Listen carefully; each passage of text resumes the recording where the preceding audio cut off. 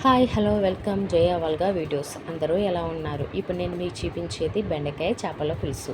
ఇప్పుడు దీన్ని చేసుకునే విధానం ఏంటంటే, దీన్ని చాలా ఈజీగా టేస్టీగా మనం చాలా బాగా చేసుకోవచ్చండి. చాలామందికి కుదరదు, కానీ ఒకసారి ఇలా ట్రై చేసి చూడండి. ఉల్లిపాయలు, టమాటాలు అండ్ బెండకాయలు, పచ్చిమిర్చి. మనం బెండకాయల ప్లేస్లో వంకాయలైనా తీసుకోవచ్చు. ఈ ఉల్లిపాయలని, టమాటాలని మనం మిక్సీ జార్లో వేసేసుకుని మిక్సీ పట్టేసుకుని కడాయిలో ఆయిల్ పోసుకుని అందులో ముందు పచ్చిమిర్చి వేసేసుకోవాలి. పచ్చిమిర్చి ఘాటు పెట్టుకుని వేసుకుని అండ్ ఇందులోనే మనం ఉల్లిపాయని టమాటా పేస్ట్ వేసేసుకుని మిక్స్ చేసేసుకుందాం. ఇలా మిక్స్ చేసుకున్న తర్వాత కాసేపు ఒక 2 నిమిషాలు మగ్గనివ్వాలి. మగ్గనిన తర్వాత చేప ముక్కలు అండ్ బెండకాయలు కడిగేసి ముక్కల కింద కోసుకుని రెడీగా పెట్టేసుకుందాం. చూసారా ఆయిల్ ఎలా పైకి తేలుతుందో. ఇందులోనే మళ్ళీ మనం కావాల్సినవన్నీ వేసుకోవాలి. ఇందులో పసుపు, ఉప్పు, మీకు ఎంత కారం కావాలో అంత కారం వేసుకోవచ్చు. నేను జస్ట్ 2 స్పూన్స్ వేసుకున్నాను అంతే కారం. అలా వేసుకున్న తర్వాత మళ్ళీ దీన్ని మనం మిక్స్ చేసేసుకోవాలి. మిక్స్ చేసుకున్న తర్వాత మళ్ళీ కాసేపు మూత పెట్టేసి మగ్గనిద్దాం. ఇలా మగ్గిన తర్వాత ఒక గిన్నెలో వాటర్ పోసుకుని కావాల్సినంత చింతపండు అండ్ వెల్లుల్లి జీలకర్ర పేస్ట్ని మనం రెడీగా పెట్టేసుకుందాం. ఇలా పెట్టుకున్న తర్వాత చూసారా, మూత తీసి చూస్తే ఆయిల్ పైకి తేలుతుంది. ఇందులో కరివేపాకు వేసుకోవాలి. కరివేపాకు స్టార్టింగ్లోనే వేసుకోవచ్చు, నేనైతే ఇప్పుడు వేశాను. చూసారా, ఇలా వేసుకున్న తర్వాత మనం కడిగి పెట్టుకున్న చేప ముక్కల్ని ఒకదాని తర్వాత ఒకటి అలా పెట్టేసుకుందాం.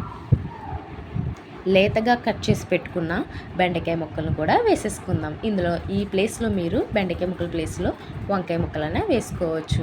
కావాల్సినన్ని వాటర్ వేసేసుకోవాలి. వాటర్ మరీ ఎక్కువ కాదు, తక్కువ కాదు, మీడియం సైజులో వేసుకోవాలి. గిన్నెకి ఆ మూల ఈ మూల పట్టుకుని టిప్ చేసుకోవాలి. గరిటతో మీరు చేప ముక్కల్ని తిప్పితే చేప ముక్క విడిపోతుంది. అందుకే అలా వేసుకున్న తర్వాత ఒక 10 నిమిషాలు మూత పెట్టేసి ఉడకనిద్దాం. చూసారా, ఇలా ఉడికిన తర్వాత మనం నానబెట్టుకుని ఉంచుకున్న చింతపండు పులుపును కూడా ఇందులో వేసేసుకుందాం. ఇందులో వేసుకుని మళ్ళీ ఒకసారి టిప్ చేసుకుందాం. టిప్ చేసిన తర్వాత చూసారా, మళ్ళీ మూత పట్టేసుకుని ఇంకొక 10 నిమిషాలు మళ్ళీ ఉడకనిద్దాం. ఇలా ఉడికిన తర్వాత కూర ఆల్మోస్ట్ వస్తుంది. చూసారా, కూర ఉడికిపోతుంది. ఇలా ఉడుకుతుండగానే మనం రెడీగా పెట్టుకున్న వెల్లుల్లి జీలకర్ర పేస్ట్ని వేసేసుకుని కాస్త అటు ఇటు అని మళ్ళీ ఒకసారి టిప్ చేసుకుని అంతా మనం మిక్స్ చేసుకోవాలి. గరిటతో మాత్రం తిప్పకూడదు, తిప్పితే చేప ముక్క విడిపోతుంది. ఆ స్మెల్ చూసారా, చాలా చాలా బాగా వస్తుంది చేపల పులుసు స్మెల్. అందుకని మళ్ళీ ఒకసారి మనం మూత పెట్టేసుకుని, మూత కూడా పూర్తిగా పెట్టకూడదు, అలాగ కాస్త ఆవిరి వచ్చేలా పెట్టుకోవాలి. చూసారో 10 నిమిషాలు ఆగి చూస్తే కూర అంతా దగ్గరికంట ఎగిరిపోయి చాలా చాలా బాగా వచ్చింది. అంతే, గ్యాస్ ఆఫ్ చేసేసుకోవాలి. ఇలా మీరు టేస్టీగా ఇంట్లో ఒక్కసారి ఇలా ట్రై చేయండి. ఇలా ట్రై చేసి కామెంట్ చేయండి ఎలా వచ్చిందో. కూర మాత్రం చాలా బాగా వస్తుందండి. మీకు తగినంత కారం మీరు వేసుకోవచ్చు. బెండకాయ ముక్క కూడా బాగా ఉడుకుతుంది. గ్రేవీ కూడా చాలా బాగా వస్తుంది. మీరు ఇలా ఆయిల్ తేలిదాకా కూరని చాలా ఓపికతో వండాలి.